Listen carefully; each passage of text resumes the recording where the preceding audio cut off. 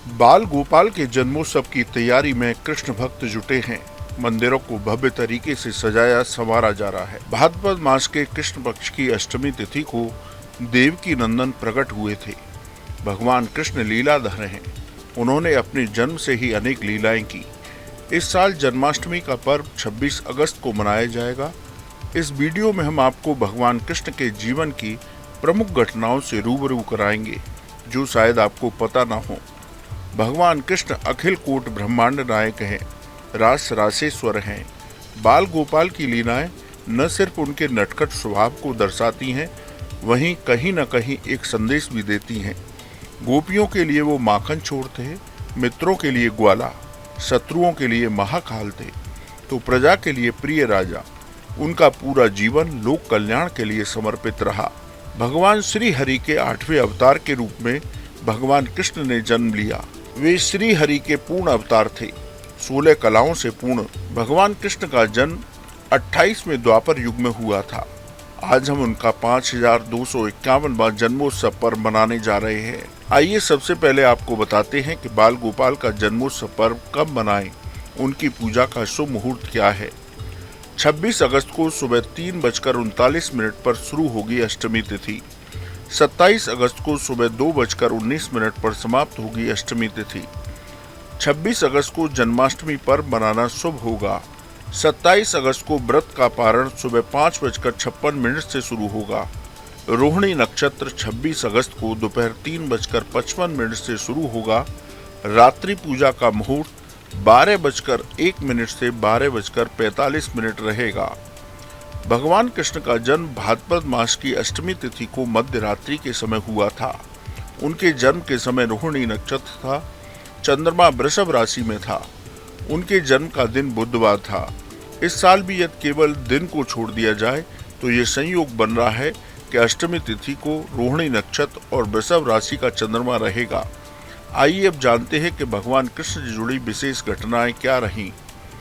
मात्र 6 दिन की उम्र में पूतना राक्षसी का वध किया। 1 साल की उम्र में त्राणावर्त राक्षस का वध किया। 1 साल 5 महीने और 20 दिन की उम्र में अन्नप्राशन संस्कार हुआ। 2 साल की उम्र में महर्षि गर्गाचार्य ने नामकरण किया।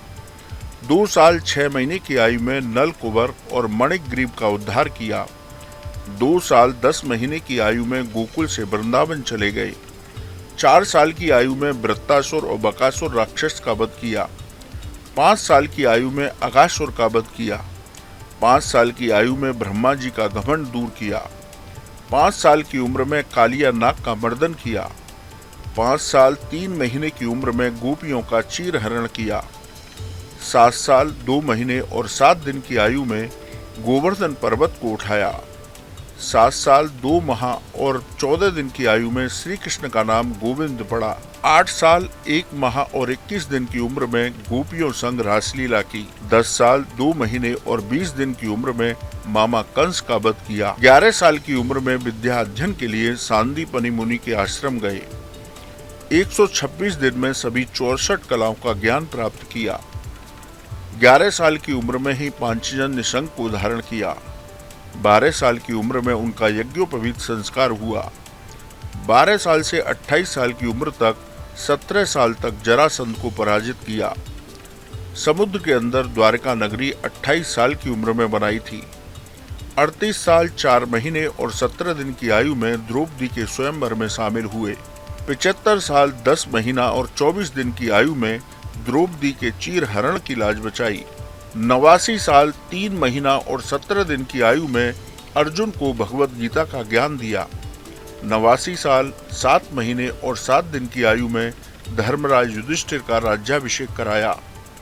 125 साल 5 महीने और 21 दिन की आयु में अपने धाम को वापस लौट गए। भगवान कृष्ण के जन्म से लेकर उनके गोलोक धाम गमन तक की ये प्रमुख घटनाएं रहीं।